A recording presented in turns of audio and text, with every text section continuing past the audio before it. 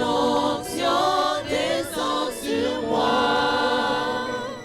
Attention que mon destin est dans le creux de ta main. Que ton onction descend sur moi. Et Je suis disposé, assoiffé, que ton onction descend sur moi. Je suis disposé, assoiffé, que ton onction descend sur moi.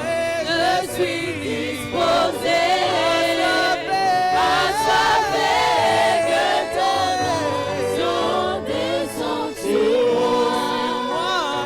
Je suis disposé, assoiffé, que ton onction descend sur moi. que ton Onction descend sur moi. Que ton onction descend sur moi. Que ton onction descend sur moi. Que ton onction descend sur moi. Que ton onction descend sur moi. Que ton onction descend sur moi. Je suis disposé, assoiffé, que ton onction descend sur moi. Je suis disposé, assoiffé, que ton onction descend sur moi. Ce que nous allons faire, nous allons commencer à applaudir pour la résurrection de Jésus. Commencer à lui rendre gloire. Sois béni. Alléluia. Sois glorifié pour ta résurrection. Alléluia. C'est toi le Shiloh. Sois béni, c'est toi le Dieu Tout-Puissant. Alléluia. Alléluia. Alléluia. Et Rama Santa Raba Yaka Baba. Au nom de Jésus, nous t'avons ainsi prié. Amen. Vous allez rester debout. Je lis le premier passage. Après, je vais vous inviter à vous asseoir. Nous sommes dans Matthieu chapitre 28, le verset 1er jusqu'au verset 10. Ça sera un peu long, mais ça va aller très vite. C'est important que vous compreniez le texte. Après le sabbat, à l'aube du premier jour de la semaine, Marie de Magdala et l'autre Marie allèrent voir le sépulcre. Et voici, il y eut un grand tremblement de terre, car un ange du Seigneur descendit du ciel, vint rouler la pierre et s'assit dessus. Son aspect était comme l'éclair et son vêtement blanc comme la neige. Les gardes tremblèrent de peur et devinrent comme morts. Mais l'ange prit la parole et dit aux femmes, pour vous, ne craignez pas, car je sais que vous cherchez Jésus qui a été crucifié. Il n'est point ici, il est ressuscité, comme il l'avait dit. Venez, voyez le lieu où il était couché. Et allez promptement dire à ses disciples qu'il est ressuscité des morts. Et voici, il vous précède en Galilée. C'est là que vous le verrez. Voici, je vous le dis.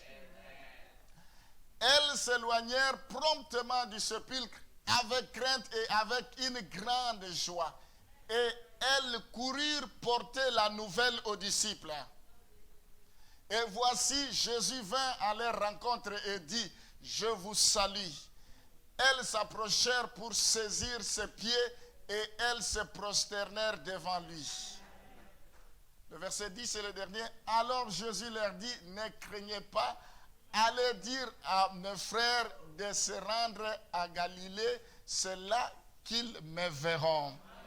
Est-ce qu'on peut applaudir pour la parole du Seigneur? Gloire au Seigneur. Maintenant, vous pouvez vous asseoir. Merci beaucoup les chantes. Vous pouvez prendre place. Alors, j'aimerais vraiment que vous puissiez me suivre attentivement. Ce matin, j'ai beaucoup de choses à dire, mais que Dieu nous fasse grâce pour que on puisse terminer en temps et en heure pour sa gloire. Alors le sujet de ma prédication de ce matin est intitulé « Les implications ». J'aimerais parler des effets, des implications de la résurrection de Christ dans notre vie. Les effets de la résurrection de Jésus dans notre vie. Il est important que nous, chrétiens que nous sommes, que nous puissions savoir les implications de la résurrection de Jésus-Christ dans notre vie. Souvent, nous chantons Jésus ressuscité, il est ressuscité. Souvent, nous chantons, mais nous ne savons pas quelles sont les implications, les effets de cela dans notre vie. Pour commencer, j'aimerais d'abord, je ne peux pas parler de la résurrection sans pour autant vous relater comment Jésus est mort. Je vais commencer d'abord par vous dire brièvement comment il est mort. Alors, mes bien-aimés, la mort de Jésus était différente des autres morts. Ce n'était pas comme la mort des autres personnes. Il y a tant de personnes qui sont mortes avant lui, mais il n'était jamais mort sous les mêmes conditions que Jésus-Christ.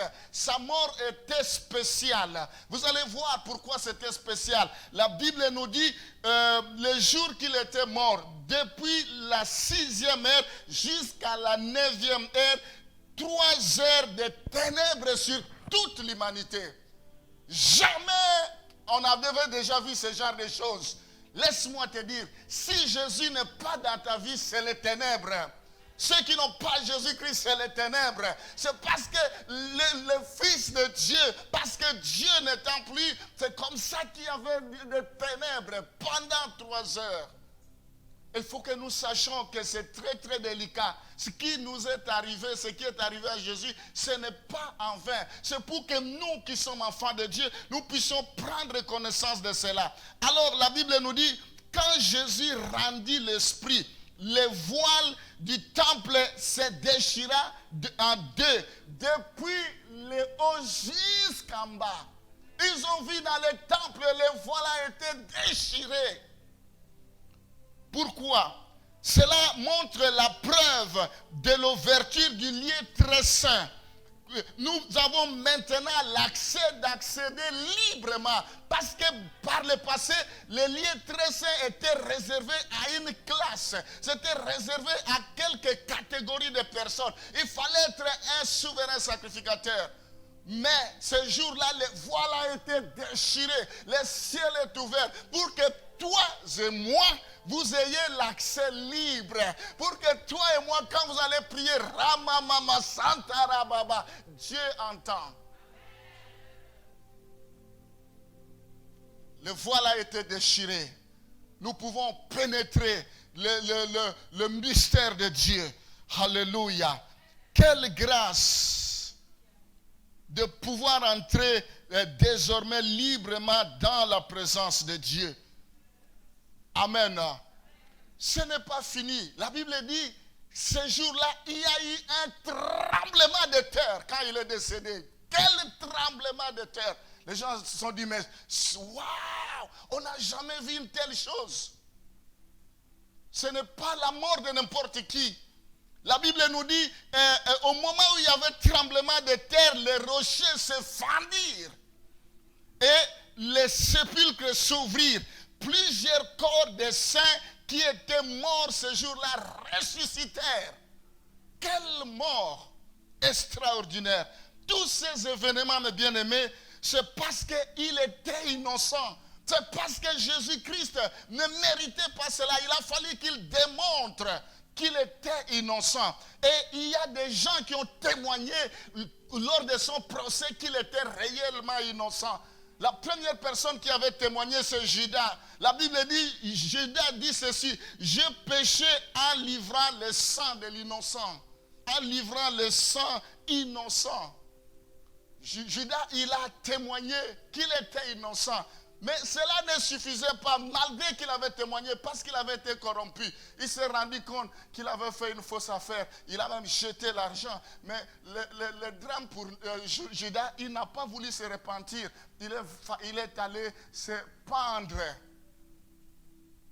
Il aurait pu se convertir se repentir, Jésus-Christ allait avoir pitié de lui, mais il n'a pas voulu. Si tu ne veux pas te repentir, tu vas assumer les conséquences. Il faut te repentir quand tu es en erreur ou tu as commis le péché.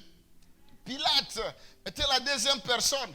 Il dit, je n'ai rien trouvé en lui qui mérite la mort. Rien de Dieu trouvé qui mérite la mort. Pilate n'était pas n'importe qui.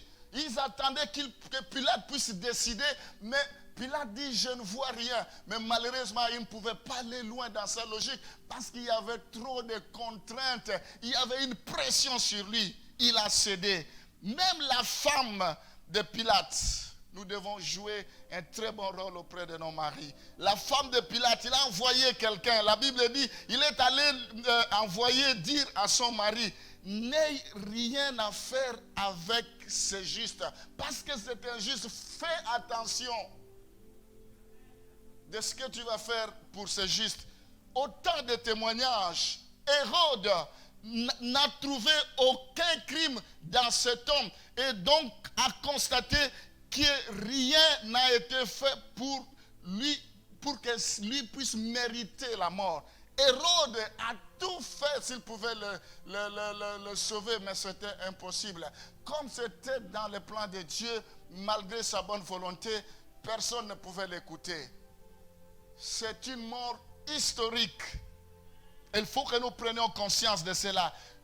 Un autre témoin, c'est le brigand sur la croix. Les deux brigands. Un de deux malfaiteurs crucifiés, l'un à sa gauche, l'un à sa droite. Il a dit, celui-ci ne mérite rien. Si nous sommes ici sur la croix, c'est parce que nous avons été condamnés.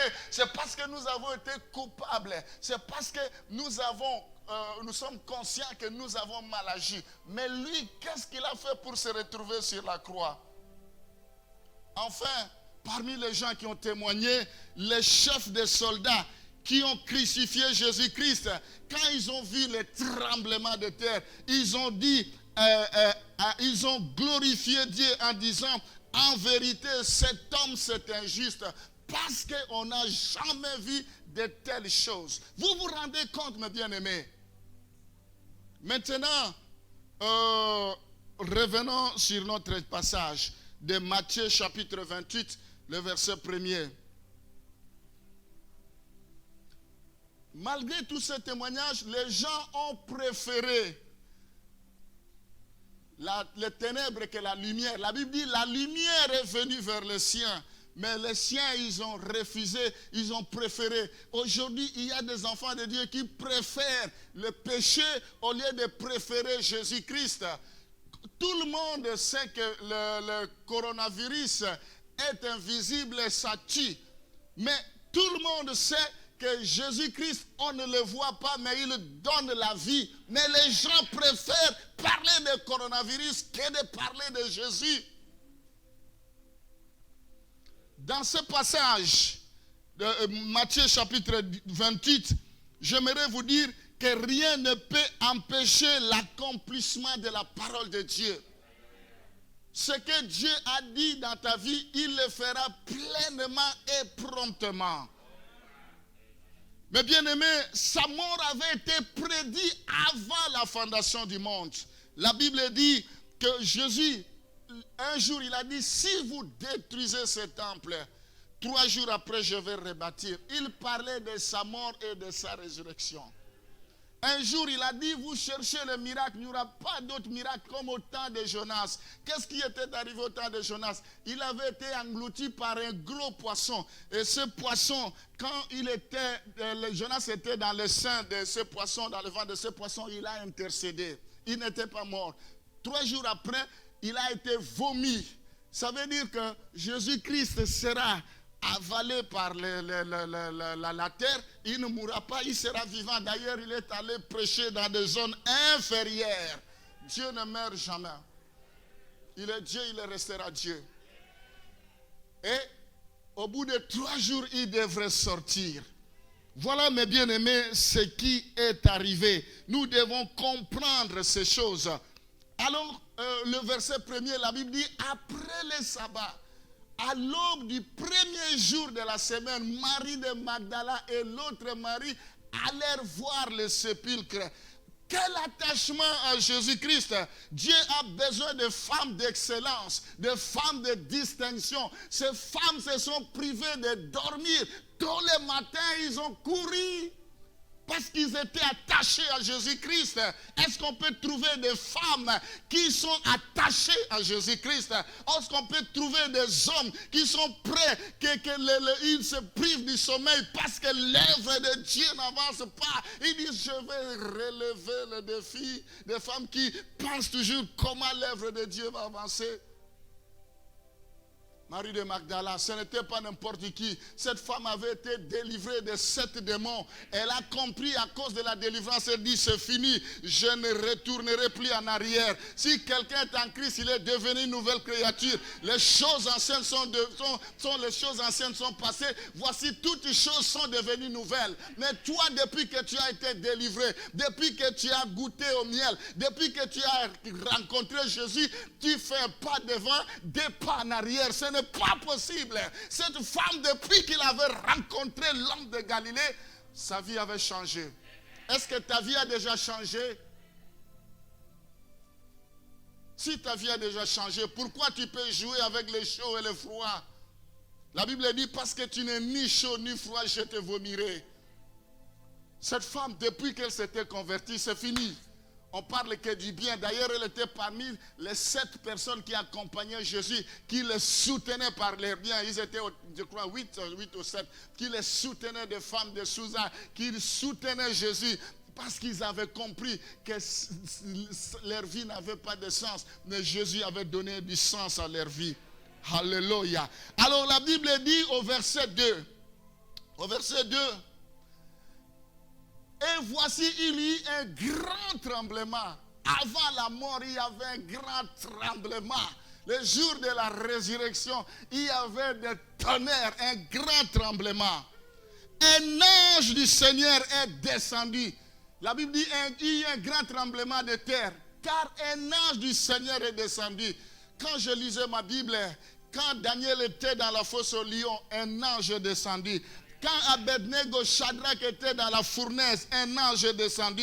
Quand Pierre était en prison, un ange est descendu.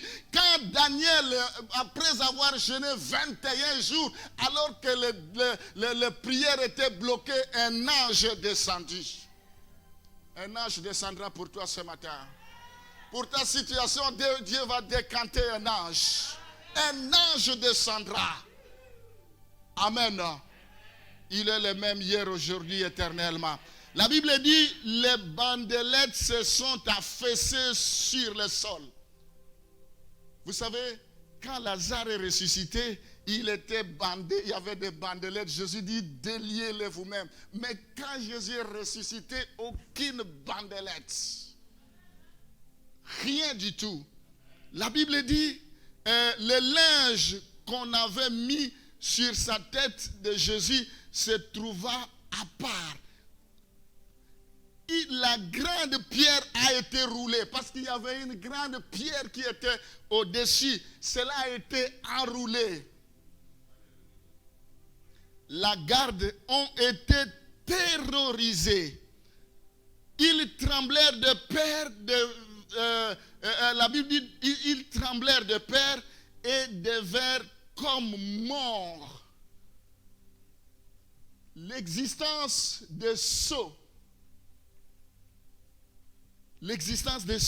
avait, parce qu'ils avaient scellé cela, on n'en parle plus. Mais bien aimé, humainement parlant, il n'y avait pas possibilité que Jésus-Christ revienne à la vie. Pourquoi? Humainement, je dis humainement parlant. Pourquoi? Parce que les corps étaient enveloppés d'un linceul blanc. On avait enveloppé de telle manière que de lui-même, il ne pouvait pas, sortir de cet état. Le sépulcre était fermé. La Bible dit le sépulcre fermé par une pierre.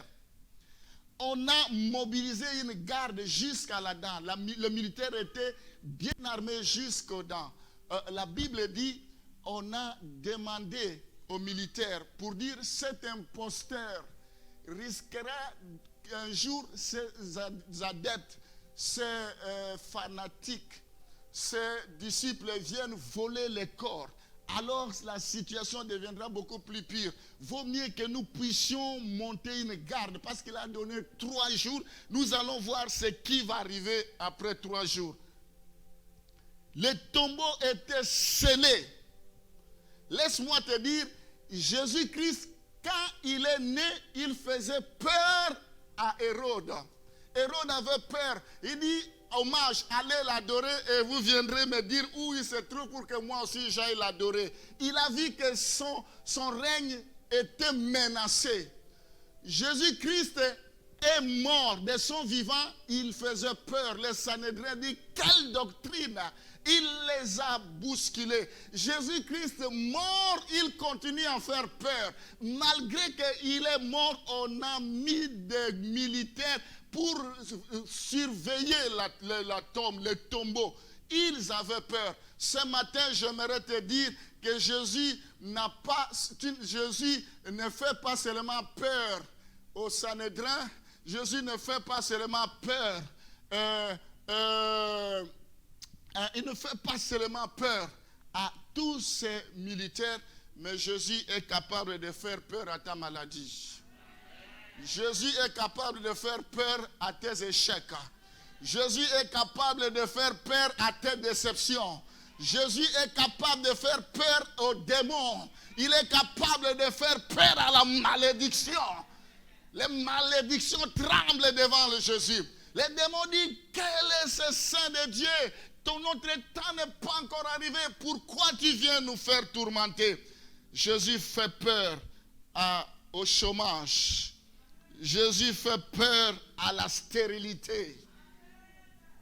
Quelle est la situation que tu as qui ne peut pas faire peur à Jésus? Quelle est cette situation-là qui ne peut pas faire peur à Jésus? Il est le véritable lion de tribu de Juda. La Bible dit le lion est l'héros des animaux. Il ne recule pas devant qui que ce soit. Nous, celui qui est à nous, il est le véritable lion de tribu de Juda. Nous avançons toujours, nous ne reculons pas. Notre problème doit avoir peur de Jésus. Quel problème tu as ce matin? Il va trembler devant Jésus. La Bible dit, quel est cet homme? Même le vent lui obéisse, même la tempête lui obéisse. Amen. Alors, ce jour-là, c'était phénoménal. Le verset 6. Ils sont allés au cimetière. Il n'est point ici. Il est ressuscité comme il l'avait dit. Comme il l'avait dit. Le tombeau est vide. Comme il l'avait dit. Ce matin, j'aimerais fortifier quelqu'un. Si Dieu t'a dit quelque chose, ça va se réaliser. La Bible dit, c'est une prophétie dont le temps est déjà fixé. Si elle tarde, attends-la, car elle s'accomplira certainement. Dieu parle tantôt d'une manière et tantôt d'une autre, et l'homme ne prend point garde. Dieu parle par des songes. Je ne dis pas que tous les songes viennent de Dieu. Des songes, il y a des songes qui ne viennent pas de Dieu. Mais je parle des songes qui viennent de Dieu. Je parle des prophéties qui viennent de Dieu. Je parle des rémas qui viennent de Dieu. Si Dieu t'a dit quelque chose, ça va se réaliser. Amen. Maintenant, entrons dans le vif de notre message. Je vais vous parler des implications. Après vous avoir parlé brièvement de ce qui s'était passé de la mort de Jésus-Christ concernant sa mort, maintenant parlons de l'implication de sa résurrection. Première chose, Romains chapitre 1, le verset 4. Romains chapitre 1, le verset 4. Et déclaré fils de Dieu avec puissance, selon l'esprit de sainteté, par sa résurrection d'entre les morts. Jésus-Christ, notre Seigneur.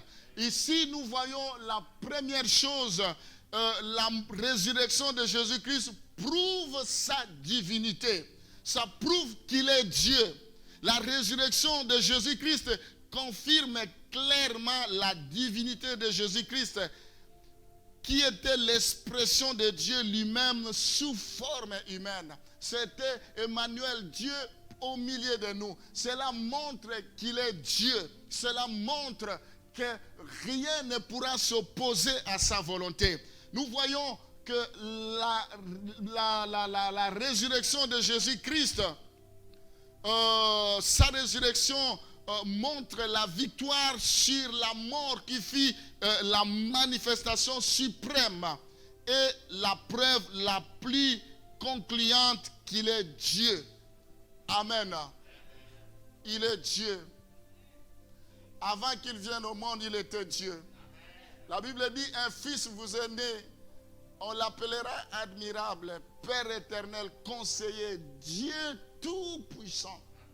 Il était Dieu. Il s'est incarné, il est venu. Donc, sa résurrection prouve que c'est lui qui est Dieu. Alors, nous devons lui faire confiance. Il y a beaucoup de gens qui ont écrit concernant la mort, ce qui se passe après la mort.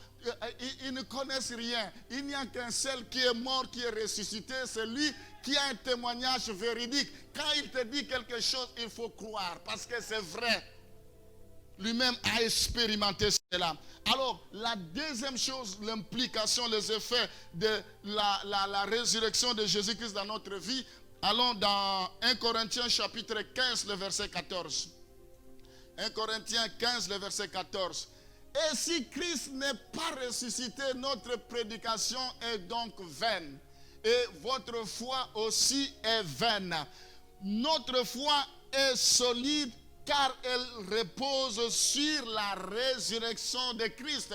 Si Jésus-Christ n'était pas ressuscité, je ne serais pas aujourd'hui devant vous ce matin. Si Jésus-Christ n'était pas ressuscité, on ne pouvait pas prier. Si Jésus-Christ n'était pas ressuscité, nous ne pouvons pas confesser la résurrection de Jésus-Christ. Toute la foi chrétienne est basée sur la résurrection de Jésus-Christ. Il est ressuscité, c'est pourquoi nous crions Amen. Parce qu'il est ressuscité, c'est pourquoi nous disons que notre Dieu est puissant. Parce qu'il est ressuscité, c'est pourquoi nous disons rien ne pourra lui résister. Nous ne croyons pas sur des fables, sur des beaux discours. Nous croyons sur la démonstration de la puissance de Dieu. Suite à cela, mes bien-aimés, il faut que la résurrection de Jésus-Christ puisse éveiller notre foi. Parce que les apôtres, ils ont dit, quand ils ont couru, Pierre et Jean, là encore, quand les femmes sont arrivées, ils ont vu que le tombeau était vide. Et ils sont allés dire aux apôtres, il y a quelque chose qui s'est passé. Alors Pierre et Jean, ils ont commencé à courir. Comme Pierre et Jean couraient très vite, il a couru. Très vite, il est arrivé. Quand il est arrivé, il n'est pas entré dans l'œuvre de Dieu. Il y a de l'ordre, il y a le droit de messe. Pierre était un doyen. Pierre, c'est sur lui que tout reposait. Aussi longtemps que Pierre n'a pas encore confirmé, aucun apôtre ne pouvait attester la mort de Jésus-Christ. Il respectait cette hiérarchie. Vous pouvez avoir des talents, des grâces, mais vous devez respecter celui qui est venu avant vous. Pierre, Paul courait très vite, Jean. Mais ce n'est pas parce qu'il courait très vite qu'il va prendre la place de Pierre. Ce n'est pas parce qu'il courait très vite qu'il doit marcher sur l'autorité de Pierre. Quand il est arrivé, il a attendu. Quand Pierre est venu, il est entré. Quand Pierre a vu que réellement, maintenant il est entré et ils ont annoncé la nouvelle. Quel ordre! Maintenant dans l'œuvre du Seigneur, les gens, il n'y a pas d'ordre. Il suffit, tu pries pour quelqu'un, tombe, c'est fini. Je suis devenu archibishop. Je suis devenu ceci, je suis devenu cela. Mon pasteur me bloque, mon pasteur m'empêche. Ce n'est pas possible. Il y avait de l'ordre. Si Pierre ne dit rien, si Jean ne dit rien, si un tel ne dit rien, rien ne se passera. Malgré qu'ils étaient 12, mais il y avait encore 3 à côté. Jacques, Jean et Pierre. Amen. Alors, mes bien-aimés, nous voyons que la résurrection de Christ éveille notre foi. C'est quand ils ont vu, c'est alors qu'ils ont cru. Donc, la Bible dit, heureux ceux qui ont cru sans avoir vu. Même si nous n'avons pas été là, nous faisons confiance aux anciens qui étaient là. Nous faisons confiance à ceux qui nous ont précédés. Je n'ai pas besoin d'être là, mais je crois qu'il est ressuscité. Je crois par la foi qu'il est ressuscité. Amen. Il faut croire qu'il est ressuscité. Si Jésus est ressuscité, il peut ressusciter tes affaires. Si Jésus-Christ est ressuscité, il peut ressusciter tout ce qui est mort dans ta vie. Si Jésus-Christ est ressuscité, les malédictions vont être débloquées dans ta vie. 2 Timothée chapitre 1, le verset 10. Nous croyons parce qu'il est ressuscité, il est vivant. Je crois que Jésus-Christ est capable de me guérir. Je crois que si la mort ne lui a pas résisté, ce n'est pas la maladie qui va lui résister. Ce n'est pas la pauvreté qui va le résister. Ce n'est pas les échecs qui vont le résister. Ce n'est pas le mauvais sort qui va résister devant lui. Et je crois par la foi. 2 Timothée chapitre 1, le verset 10. Et qui a été manifesté maintenant par l'apparition de notre Sauveur Jésus-Christ, qui a détruit la mort et a mis en évidence la vie et l'immortalité par l'évangile. Nous voyons ici que la résurrection de Jésus-Christ démontre que la mort a été vaincue. Et par conséquent, le pouvoir de cette dernière n'est pas définitif. La mort a été vaincue. Nous devons le savoir. Nous ne devons pas avoir peur de la mort. Aujourd'hui, les chrétiens ont peur de la mort. Ils tremblent et ils disent, qu'est-ce que je vais devenir? Qu'est-ce que tu vas devenir? La mort a été vaincue. La Bible dit que la résurrection de Jésus-Christ garantit notre future résurrection. Parce qu'il est ressuscité, nous, quand nous allons mourir, nous ressusciterons aussi. Parce que l'Esprit qui a ressuscité Jésus-Christ d'entre les morts habite en nous. Quoi qu'il arrive, nous ressusciterons avec lui. Amen. Je suivais une prédication hier de quelqu'un que je connais. C'était sur Paris, c'était un deuil. Oh, il a bien parlé, ce pasteur-là. C'est celui qui devrait venir, mais que le coronavirus a pu empêcher. Alors il disait, le moustique, selon les études, vit seulement 3 jours. Le moustique, il vit seulement 3 jours. Mais vous imaginez les dégâts que le moustique fait. On fait des études, on fait des médicaments, des vaccins contre le moustique parce que c'est très dangereux. Donc au bout de 3 jours, il meurt, mais il fait des dégâts. Le problème, ce n'est pas de vivre autant d'années que tu veux. Le problème, c'est quelle influence tu laisses après ta mort. Quelle influence tu laisses après ta mort. Il y a des gens qui vont mourir inaperçus, aucune trace, rien. Tu veux vivre longtemps, pourquoi faire? Tu veux vivre longtemps, pourquoi faire? Il faut laisser une influence positive. Il faut influencer le monde. Je suis né pour influencer. Amen. Je ferme ma parenthèse. Que Dieu bénisse ce serviteur-là. Alors, mes bien-aimés, la résurrection de Jésus garantit le futur anéantissement du dernier ennemi. Vous savez, le dernier ennemi, c'est la mort. Le dernier ennemi. Alors, ça garantit l'anéantissement du dernier ennemi quand les choses arriveront à la fin. Jésus a dit, oh mort, où est ton aiguillon? Oh mort, où est ton aiguillon? Donc, il anéantira la mort. On ne peut pas trembler pour la mort. La mort, ce n'est pas la fin. Oh, c'est fini, je l'ai perdu, je ne le verrai plus. Qui t'a dit cela? C'est les païens qui ont ce discours-là. Mais nous avons l'espérance parce que Jésus-Christ est capable de ressusciter les morts. Toutes les personnes qui sont mortes ressusciteront. Même ceux qui sont incinérés, même ceux qui meurent par crash ou dans la mer, tout ça. La Bible dit ce jour-là, ceux qui sont morts par accidenté, ils seront renvoyés. Ceux qui sont morts par noyade, ils seront renvoyés, quelle que soit la manière dont tu es mort. Les uns ressusciteront pour aller en enfer, les autres ressusciteront pour aller au ciel. Toi, tu seras ressuscité pour aller où? Pour aller où? Prépare ton éternité, ce n'est pas un slogan, c'est une réalité. Tu seras ressuscité. Pour aller où? Il est temps pour que nous puissions comprendre que Jésus-Christ a anéanti la mort. Nous ne devons pas avoir peur de la mort.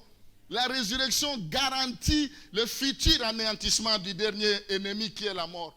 Tout ce que je vous dis, ce sont des passages bibliques, mais je ne peux pas vous donner parce que c'est tellement beaucoup. Nous n'avons pas à craindre la mort, car le ressuscité Jésus-Christ nous donne la vie éternelle. Dans Jean, il a dit, moi je suis la résurrection, je suis la vie, la résurrection. Je suis le chemin, la vie et la résurrection. Celui qui croit en moi, même s'il meurt, il continuera à vivre. Pourquoi nous avons peur de la mort? Vous êtes malade? Mourir? Non, mais tout le monde peut mourir. Même moi qui vous parle, je vais mourir un jour. Si cela peut venir aujourd'hui, gloire au Seigneur. La Bible dit, soit que nous vivons, soit que nous mourons, tout pour la gloire de Dieu. Oh non, pourquoi le Seigneur est comme ça? Il est méchant. Pourquoi il a permis cela? Pourquoi il a permis pour Jésus-Christ? Et toi, qui es-tu pour qu'il ne puisse pas permettre? Nous devons comprendre que la mort est la gage de la résurrection des croyants. Dans 1 Thessaloniciens, la Bible dit au son de la trompette. D'abord, la Bible dit, heureux ceux qui sont morts en Christ, car ils ressusciteront premièrement. La Bible ne dit pas heureux ceux qui meurent parce qu'ils fréquentent les églises. Non, non, non. La Bible dit ne dit pas heureux ceux qui prêchent quand ils vont mourir. Non. La Bible dit heureux ceux qui meurent dans le Seigneur. On peut prêcher mais sans être dans le Seigneur, en étant dans l'homosexualité, en étant dans une vie bizarre. On peut être dans l'église mais on ne s'est jamais converti. La Bible dit heureux ceux qui meurent dans le Seigneur. Est-ce que tu mourras dans le Seigneur ou tu mourras à l'église? Tu peux mourir dans l'église, ce n'est pas une garantie, mais il faut mourir dans le Seigneur. Amen. C'est pourquoi tu dois mettre ta vie en ordre. Tu dois prendre ta vie au sérieux. Tu ne viens pas perdre ton temps ici. Quatrième chose, l'implication de la résurrection de Jésus-Christ. Philippiens chapitre 2, le verset 9 à 11. Qu'est-ce que j'aime ce passage. C'est pourquoi aussi Dieu l'a souverainement élevé et lui a donné le nom qui est au-dessus de tout nom. Afin qu'au nom de Jésus, tout genou fléchisse dans les cieux, sur la terre et sous la terre. Et que toute langue confesse que Jésus-Christ est Seigneur à la gloire de Dieu le Père. Quand est-ce qu'il a été élevé? C'est après la mort. Après la souffrance vient l'élévation. Après les difficultés vient la percée. C'est après la mort qu'il a été souverainement élevé. Ici, nous voyons que sa résurrection révèle son autorité sur toutes choses. L'autorité de Jésus sur le chômage. L'autorité de Jésus sur le célibat. L'autorité de Jésus sur la stérilité. L'autorité de Jésus sur la malédiction. Jésus-Christ, ce n'est pas toi qui vas le réduire en ayant à cause de ta situation. Son nom est souverainement élevé au-dessus de tous les liens de héréditaires. Je suis inenvoûtable. Je ne sais pas si ça se dit. Parce que son nom est souverainement élevé. Tout genou fléchira. Pourquoi tes problèmes ne peuvent pas fléchir devant le nom de Jésus? Il va mourir combien de fois? Vous voulez qu'il retourne encore à la croix? Ça vous fait plaisir quand il retourne à la croix? Il a dit tout est accompli. Il a reçu la victoire. C'est à nous de nous approprier de cette victoire-là. Nous voyons que le tombeau, pourquoi? Parce que le tombeau est ouvert et les gardes, la Bible dit, pétrifiés de peur comme morts. La pierre avait été roulée. Laisse-moi te dire, de la même manière, Dieu peut débloquer toute situation de ta vie. Tout ce qui était scellé dans ta vie, il peut débloquer cela. C'est lui qui a la clé de David. Quand il ouvre, personne ne peut fermer. Quand il ferme, personne ne peut ouvrir. Qu'est-ce qui est bloqué dans ta vie? Jésus-Christ est ressuscité. Jésus-Christ est ressuscité. Tous les jours, tu pleures à cause de malédictions, Alors que Jésus-Christ peut révoquer cela. Ce qu'il a fait sur la croix, ce qu'il a fait le jour de sa résurrection, il peut le faire aussi dans ta vie. Oh, il y a des sorciers qui sont en train de siéger sur ma vie. Alors, Jésus qui en toi ne leur fait pas peur?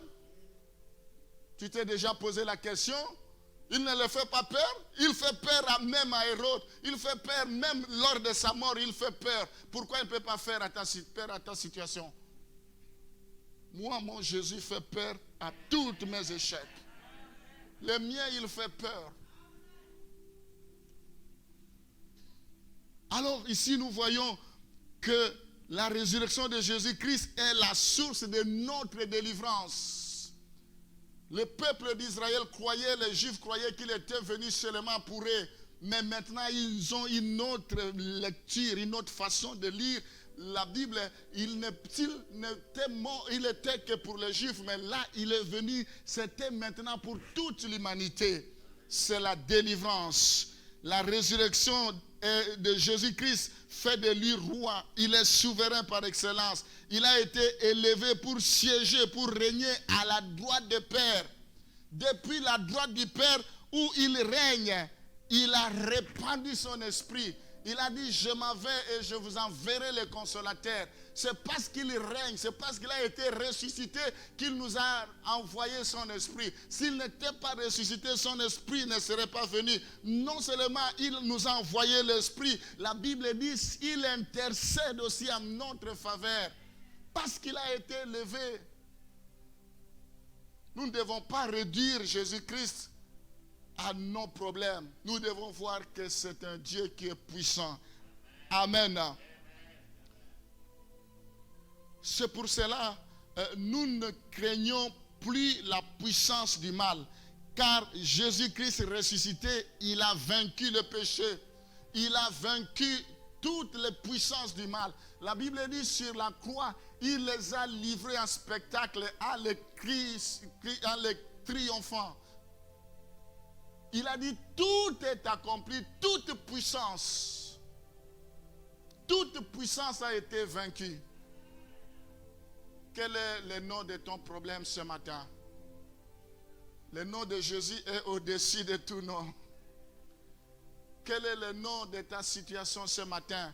Laisse-moi te dire, le nom de Jésus est au-dessus de tous les noms. Amen. Nous ne devons plus rien craindre.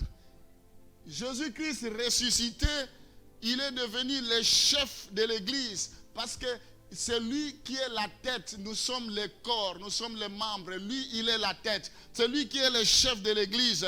Laisse-moi te dire que nous siégeons avec lui dans les lieux célestes parce qu'il nous a amenés avec lui dans les lieux célestes. C'est pour cela, si quelqu'un te persécute, si quelqu'un persécute l'Église, comme Paul sur le chemin de Damas, il allait pour persécuter les chrétiens, il allait pour persécuter l'Église. Il a entendu une voix qui lui disait, Saul, pourquoi me persécutes-tu? Celui qui te persécute, ce n'est pas toi qui le persécute, c'est Jésus-Christ. Il a dit, tu es pierre, sur cette pierre, je bâtirai mon église, les séjours des morts ne prévaudront point contre elle. Aucun sorcier n'a le pouvoir de détruire l'église. Personne n'a le pouvoir de détruire l'église. Sache que celui qui te persécute, il persécute Jésus-Christ. Et il ne permettra pas. Celui qui t'attaque, c'est comme quelqu'un qui met son doigt dans le prunelle des yeux de Dieu. Et Dieu ne permettra jamais. Il est ressuscité. Le tombeau est vide. On connaissait l'endroit où Jésus-Christ est mort. Il dit, venez voir où il était. Regardez. On connaissait. Il n'y avait pas de secret. Le tombeau est vide. Si Jésus-Christ est ressuscité, tout ce qui est à toi ressuscitera. Si Jésus-Christ est ressuscité, ton mariage ressuscitera. Toutes tes affaires ressusciteront. C'est une journée de résurrection. Nous devons voir les choses différemment. Nous devons croire à ce que Jésus a accompli sur la croix. Cinquième chose, la résurrection de Jésus-Christ sert de garant à la justification. On peut lire Romains chapitre 4, le verset 24 à 25. Je vais terminer bientôt. Il est presque temps. Romains chapitre 4, le verset 25 à 24 à 25. C'est encore à cause de nous à qui cela sera imputé. À nous qui croyons à celui qui a ressuscité des morts, notre Seigneur. Qui a ressuscité des morts plutôt, Jésus, notre Seigneur. Le verset 25. Lequel a été livré pour nos offenses et est ressuscité pour notre justification. Laisse-moi te dire, la résurrection de Jésus-Christ sert de garant à la justification. Nous devons savoir que nous sommes justifiés. La Bible dit, qui condamnera les élus? Qui condamnera les enfants de Dieu? Personne ne peut te condamner. Nous sommes justifiés. Quel que soit le péché que nous avons fait, le passé est déjà passé.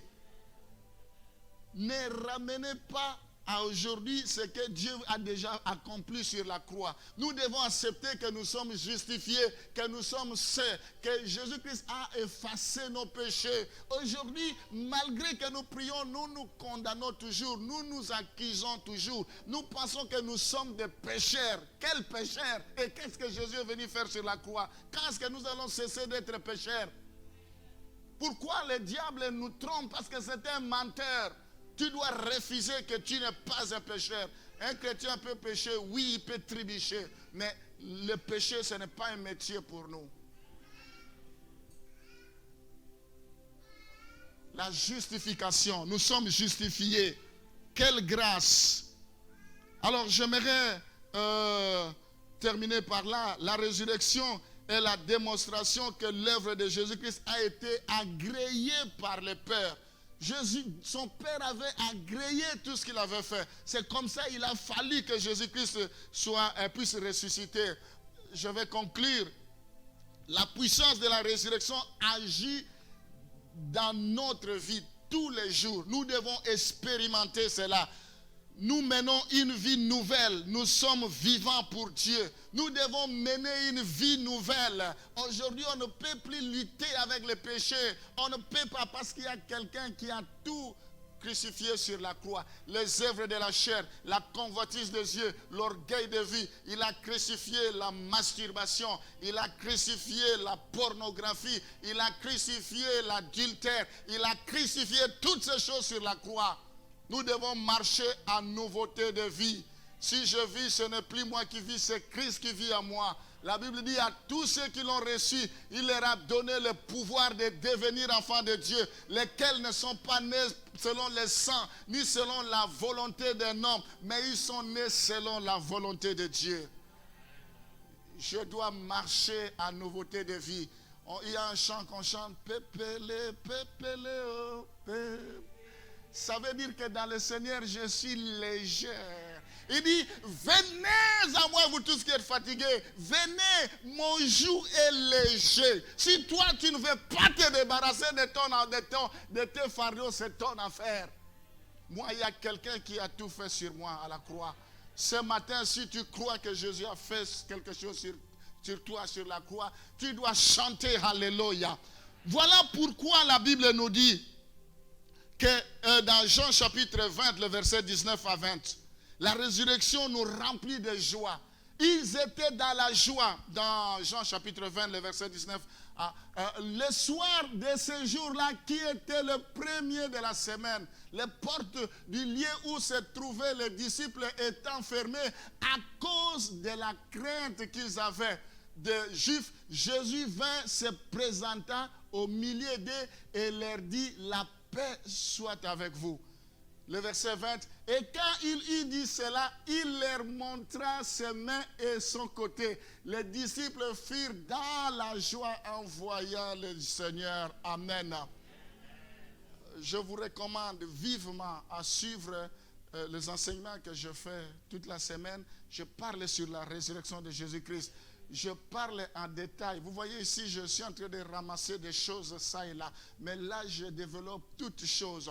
Vous allez comprendre. Donc, Jésus ressuscité, il avait des capacités douées. La maison était fermée. Toutes les fenêtres, les portes. Mais il a débarqué, tout le monde disait, mais waouh, par où il est entré? Mais bien aimé, ce n'est pas n'importe qui. Alors ici, ils ont commencé à adorer Dieu.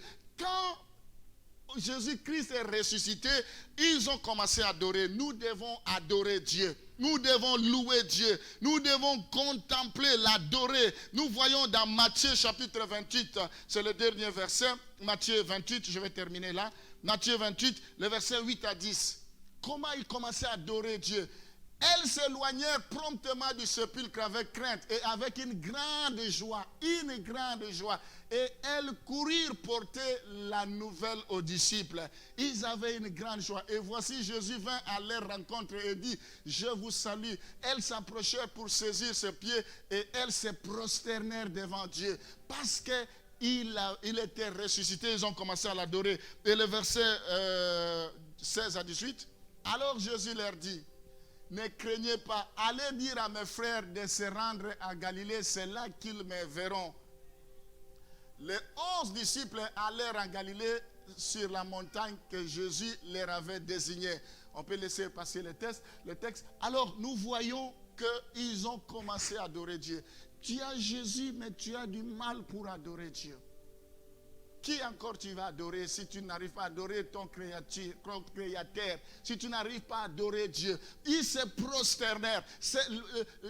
La Pâque, ça veut dire Christ ressuscité, c'est tous les jours que nous devons être dans la joie. Le matin, je suis dans la joie. La Bible dit le bonheur et la grâce vous accompagneront tous les jours. Jésus-Christ est venu avec la grâce, il est venu avec la vérité. Il a dit, la Bible dit, Jésus-Christ a déclaré qu'il a été oint pour libérer les captifs, pour proclamer une année de grâce, une année de délivrance. C'est tous les jours que nous devons festoyer. C'est la fête, c'est tous les jours.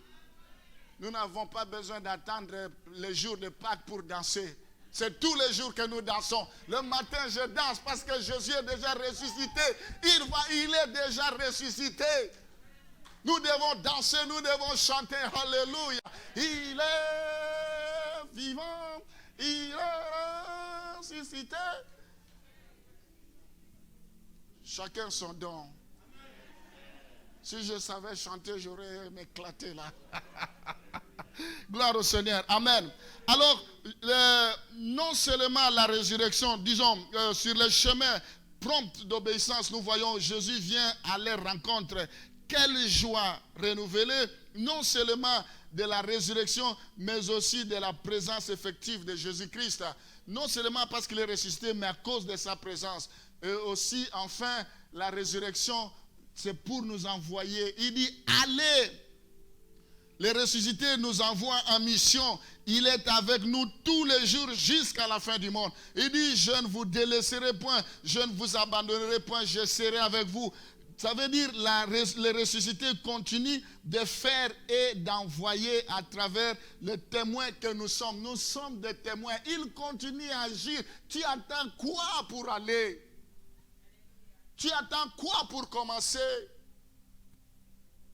Va commencer. Dieu est avec toi. La trompette doit se perpétuer. C'est comme ça qu'on dit. Ça doit se multiplier.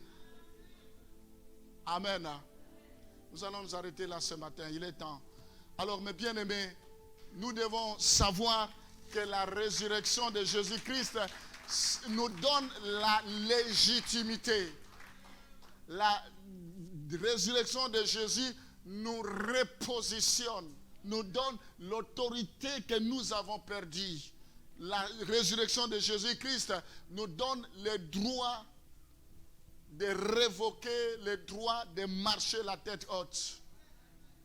Alors nous devons cesser de pleurnicher.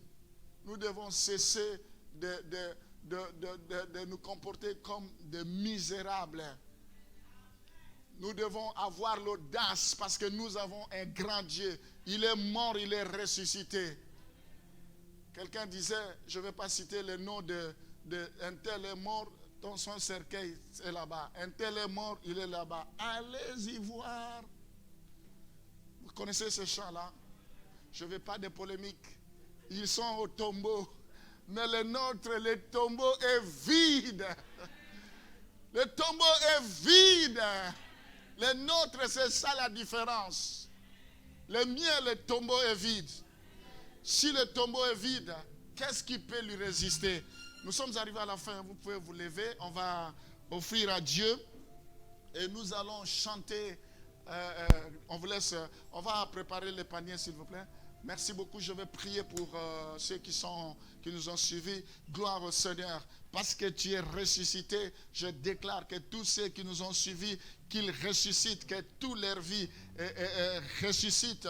Je prie pour que, à partir de ce jour, que leur jour puisse connaître une nouvelle percée, une nouvelle impulsion, un nouveau départ. Je les bénis. Je prie pour que ce qui s'est passé le jour de ta résurrection, le tremblement de terre, qu'ils puissent vivre cela. Que le porte qui était fermée soit fracassée. Je le bénis maintenant.